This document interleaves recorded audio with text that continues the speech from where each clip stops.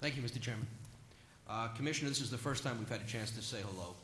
As a new assemblyman, I appreciate your comments and your insights. They're very helpful. We, as legislators, represent our district. We represent, theoretically, the whole state, but we can't separate ourselves from our own backgrounds.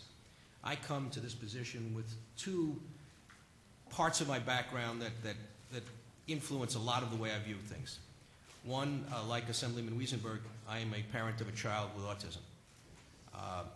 And I so have been involved in the autism community, spoken with a lot of parents, and heard a lot of things in addition to what I've seen myself. And I also married a woman who had a child with a very serious physical disability. He's now deceased, but he had CP. So I got to see the system work or not work the way it was supposed to. Secondly, I was a local legislator for 19 years, serving on the Board of Legislators, and before that a town councilman. So I got to see how the state interacts with local government. So I have a couple of questions given all of that in background. First of all, as a parent, I do want to associate myself and with the comments that Assemblyman Wiesenberg made. And I want to thank him for his leadership and Senator McDonald as well for his leadership in this area. And I hope to be of some assistance to them. So I think you're going to be hearing from me in the future on issues of concern to people with autism. I do have a question, if I could, on the Medicaid waiver. I'm not quite sure who to direct this question to. Is it to you? Is it to other departments? Or because parents are finding it very difficult to get a Medicaid waiver, and there seems to be a waiting list. And it's hard to get on that waiting list, and it's hard to get the services. That was clearly designed to help people with disabilities, especially for people with autism.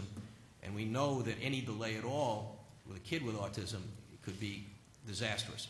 What do we do about that? Thank you for the question. I'll probably punt a little bit to Mr. Moran from OPWDD. I'll just say that I'm probably not the best person to answer that question because people with a mental illness can't get a waiver at all.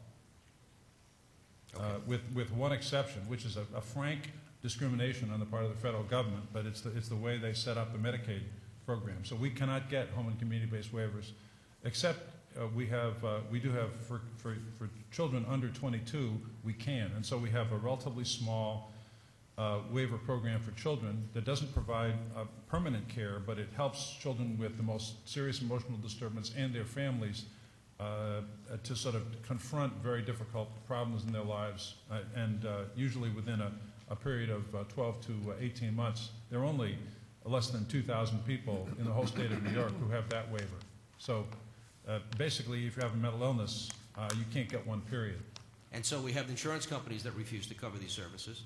The state doesn't do it, so all we're doing is allowing the problem to fester, and it gets worse and worse and ends up in your lap with serious problems. Well, yeah, thank you. When I was in Connecticut a gazillion years ago, I took a case on this up to the Supreme Court and lost 9 to nothing. And I guess they said essentially if Congress wants to discriminate, they can. So this has long been a really serious challenge in the mental health arena, but I think I'm venting. So what we try to do is provide a lot of other services through state resources, and Medicaid has been modernized somewhat, so we can meet a lot of people's needs with case managers and with housing programs and with appointments at a clinic and with medication treatment. But I do wish that we had the option for a waiver program. Are we speaking out for mental health parity on the federal level? Thank you. The mental health parity is now the law of the land. It was passed just before the health reform program. So from this point going forward, as I sort of alluded to before, almost everybody is going to have health insurance that's got parity for both mental health and also addiction treatment. And in the very long run, that's going to make a huge difference. My second area of concern is having just left local government. I know that there are a lot of local governments that are trying to get away from providing mental health services. Westchester County, for example, just is in the process of closing down its community clinics on the assumption, which may be valid or not, I'm not sure, that the state and the privates, the not-for-profits, will be able to pick up the slack. Will the cuts in your department thwart those efforts to shift things to the state and to the local, to the private, profit and nonprofit entities that are out there that provide mental health services? Thank you for that concern. In a word, no.